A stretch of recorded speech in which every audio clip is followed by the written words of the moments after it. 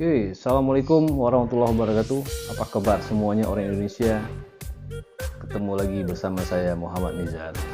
Kita berada di awal tahun 2023. Akankah tahun ini sama dengan tahun sebelumnya, tahun 2022? Saya menduga dalam tahun ini juga akan ada berbagai konflik dan berbagai pencapaian-pencapaian umat manusia.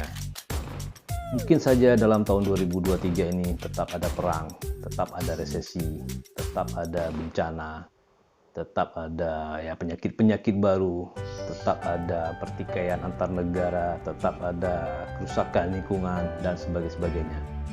Persislah dengan berbagai kejadian dalam tahun-tahun sebelumnya.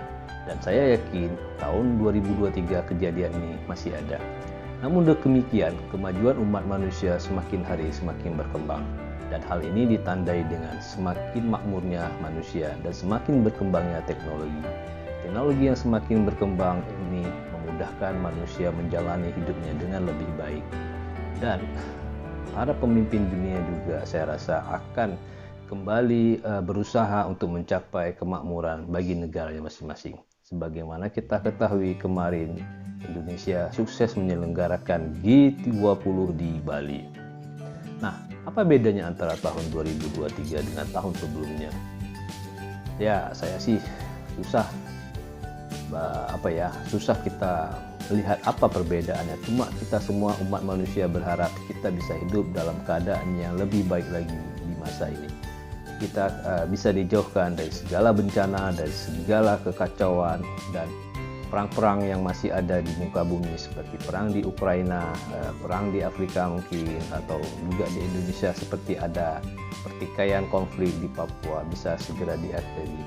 Karena yang akan menderita dari segala macam konflik atau perang ini adalah masyarakat awam, masyarakat yang tidak tahu apa-apa akan menjadi korban.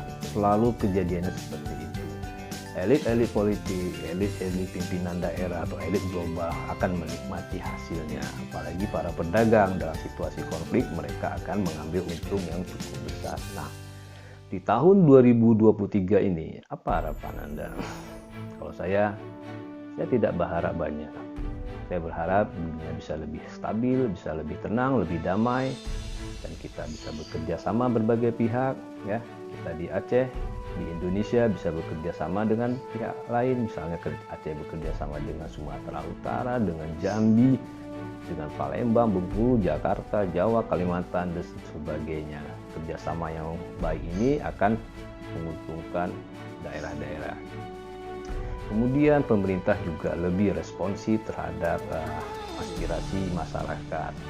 Tidak lagi melakukan blunder-blunder yang membuat kericuhan, ya, terutama di dunia maya dan di dunia nyata.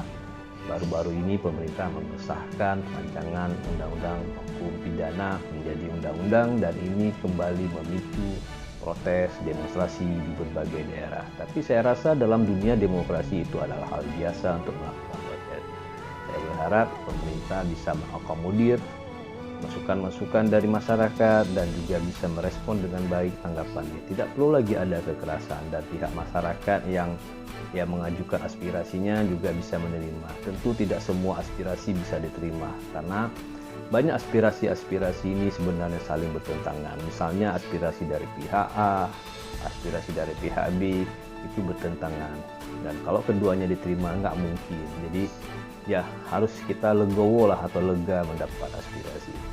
Kemudian lagi seperti kita tahu tahun 2023 ini akan mendekati tahun politik di tahun 2024. Saya membayangkan ketika Pilpres atau Pileg 2019 yang lalu itu gimana ya, kekacauannya di dunia maya, terutama di dunia nyata sih biasa aja. Kekacauan, riuh, rendah, sahut menyahut di media sosial sangat-sangat parah. Kita terpolarisasi atau terbagi menjadi dua kubu antara yang pro Jokowi, yang pro Prabowo. Dan sedihnya lagi ada ya antara teman, antara saudara, antara famili saling mengejek, saling menghina, dan saling menjatuhkan. Syukurnya pemerintah yang baru yang terpilih lumayanlah dalam mendamaikan kedua belah pihak ini ya. Jadi cukup bagus, bahkan Prabowo sendiri yang merupakan rival ya, semacam rival abadinya Jokowi, sekarang bekerja di bawah pemerintahan Jokowi. Nah, Khawatirnya saya hal ini akan kembali terulang di tahun 2023 nanti, bahkan akan menjadi lebih keras lagi. Kenapa? Karena masing-masing pihak sudah punya pengalaman ya, masing-masing pihak sudah tahu bagaimana menghadapi pihak lawan ya, bagaimana melakukan war di media sosial, dan akan terjadi swing-swing antara para pendukung. Yang dulu dia dukung pihak A, dia akan mendukung pihak B saat ini, atau yang dukung pihak C. Nah, perpindahan para pendukung ini dia membawa rahasia dari kubu yang dia dukung sebelumnya, dan biasanya ini saling buka-bukaan. Ini akan menjadi sesuatu yang menarik lah. Nanti akan yang swing akan cerita, dulu saya di kubu ini seperti ini, sekarang saya di kubu ini seperti ini, dan hal ini lumrah terjadi. Bahkan di dalam keluarga sendiri itu terjadi perpindahan dalam dukung-mendukung.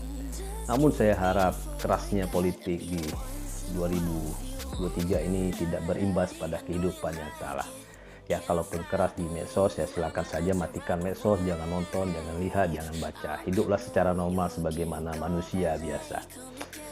Nah, secara umum 2023 kita harap lebih baik ya. Kita tidak bisa muluk-muluk karena banyak faktor yang menentukan kehidupan kita. Ada faktor dari Tuhan yang Maha Kuasa bagi kaum muslim, dari Allah Subhanahu wa taala ya, dari pemerintah, dari mana dan sebagainya. Kita hanya berharap kita masing-masing memberikan yang terbaik yang kita mampu untuk kita sendiri, untuk keluarga, untuk daerah, untuk negara dan sebagainya. Oke orang Indonesia, terima kasih sudah menyaksikan. Kita ketemu lagi di lain kesempatan. Assalamualaikum warahmatullahi wabarakatuh.